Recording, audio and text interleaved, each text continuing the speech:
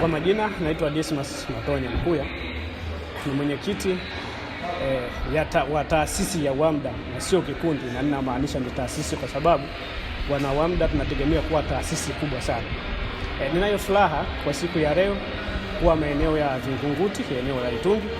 Tufanya kikao cha kanda, mimi nikiambatana na viongozi wenzangu akiwepo waziri wa fedha pamoja na naibu. Namshukuru Mungu kikao kimeenda vizuri, hatimaye tumemaliza vizuri kabisa.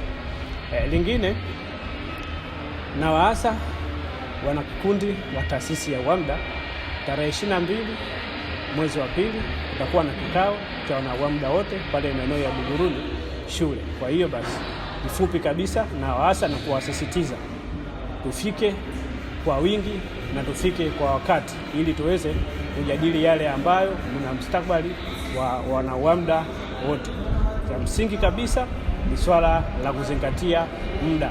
Mimi sina mengi zaidi ya kuwatakia tu maandalizi mema ya kikao kinachokuja cha WAMDA.